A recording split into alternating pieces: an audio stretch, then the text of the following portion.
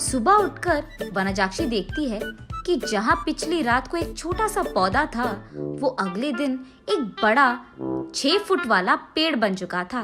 और इतना ही नहीं, उनपे बैंगन भी इतने भरे भरे और 4 गुना बड़े भी उग गए थे।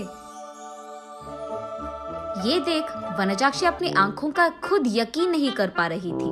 पेड़ के पास आकर उसे जांचने लगती है। ये कैसे हुआ? ये मुमकिन कैसे है? कल तक तो ये पौधा था, आज पेड़ कैसे बन गया? वो ऐसे सोच में पड़ गई थी कि इतने में उसकी बेटी वसुंधरा वहां आकर उस पेड़ को देख ऐसे ही चौंक जाती है।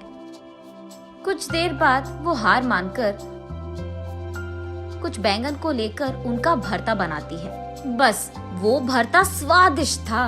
उस स्वाद पे फिदा होकर माँ बेटी दोनों बचे कुछ बैंगनों को उनके आजू बाजू पड़ोसी लोगों में बांट देते हैं। अगले दिन उस बैंगन के स्वाद पे फिदा होकर बार बार वनजाक्षी के घर आकर उनसे बैंगन पूछते हैं। और इतना ही नहीं, जितने बैंगन को कल वो पेड़ से तोड़े थे, उतने ही बैंगन अगले दिन वापस उग गए थे। ये देख माँ बेटी दोनों आश्चर्यचकित हो जाते हैं। तब दोनों फैसला करते हैं कि इन बैंगनों को मुफ्त में नहीं देना है। ये कहकर बेचते हैं कि ये जादुई पेड़ है और इसके बैंगन बहुत स्वादिष्ट हैं। ऐसे वो बैंगन दुगने रेट में बिक जाते हैं।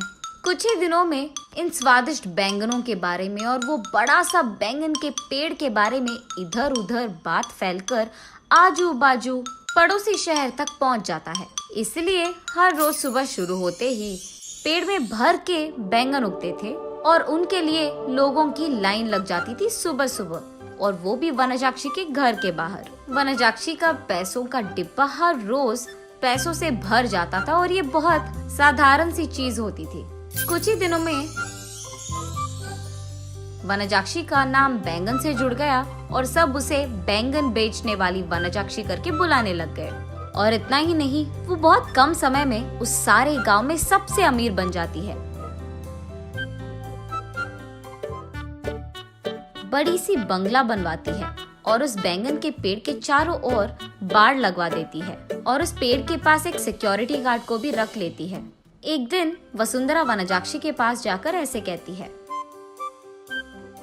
माँ, रातों रात एक छोटा सा पौधा इतना बड़ा पेड़ कैसे बन गया? और ऊपर से अगर सारे के सारे बैंगन हमने तोड़ दिया तो भी अगले दिन उनके जगह में उतने ही भर के बैंगन उग जाते हैं। ये कैसे मुमकिन है? अरे हाँ, मैं भी इस चीज के बारे में सोचना भूल गई। चलो, जो भी हुआ उनसे हमारा अच्छा ही तो हुआ। अब तो मुझे तुम्हारी शादी की भी कोई फिक्र नहीं है बेटा, ऐसे कहती है। और ठीक तभी वनजाक्षी को एक बात याद आती है। उस समय में जब भी वनजाक्षी के लिए रिश्ते लाते थे तो कुछ भी सेट नहीं होता था।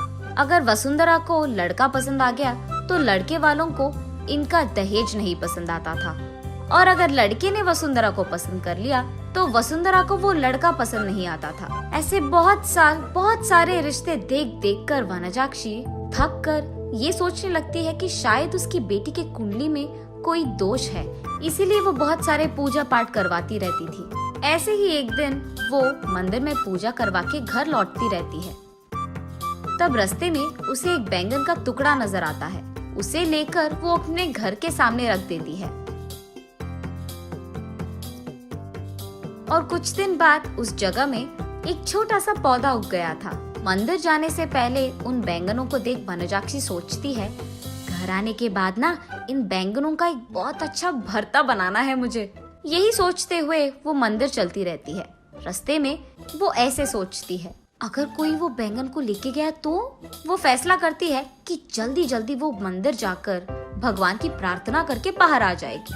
वापस आते वक्त उसे रास्ते में एक साधु नजर आते हैं। उनके पास जाकर वो ऐसे पूछती है, स्वामी, मैं मेरी बेटी की शादी करवाने के लिए बहुत कोशिश कर रही हूँ, लेकिन नहीं हो रहा है। कृपा करके इसका कोई हल निकाल दीजिए। ठीक है, उस जगह पे बैठकर अपनी पूरी मन से प्रार्थना करो, ऐसे कहते हैं साधु। तब वनजाक्षी उस साधु के सामने बैठकर इसी डर में पड़ी रहती है कि कहीं कोई उस बैंगन को चुरा ना ले।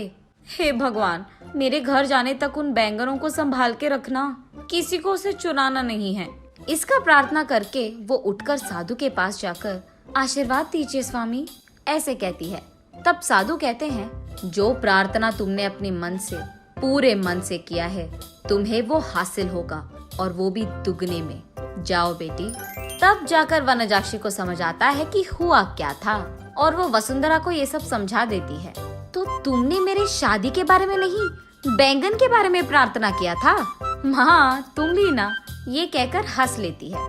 चलो जो भी हुआ, हमारा तो भला ही हुआ ना बेटी। इस बैंगन के पेड़ के वजह से हम अमीर बन गए हैं, और कल ही तुम्हारा स्वयंवर है, तैयार हो जाओ। ये कहकर आजू बाजू पड़ोस के सारे गांव में डंडोरा पिटवाती है कि उससे भी अमीर लोग उसकी बेटी से शादी करने के लिए स्वयंवर आ जाए।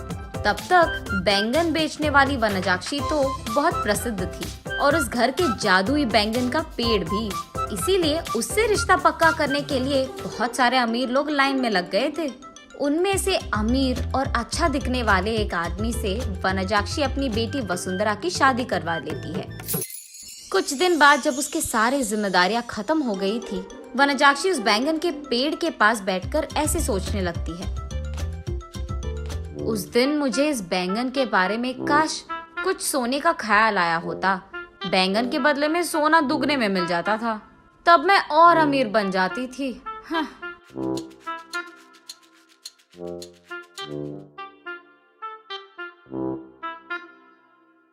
अगले दिन सुबह उठ के देखने पर उस बड़े बैंगन के पेड़ के जगह में वही पुराना वाला छोटा सा पौधा था जो वनजाक्षी ने वहां लगाया था। तब वनजाक्षी को पूरी बात समझ में आती है। आशा करना तो अच्छा ही है, लेकिन लालच करो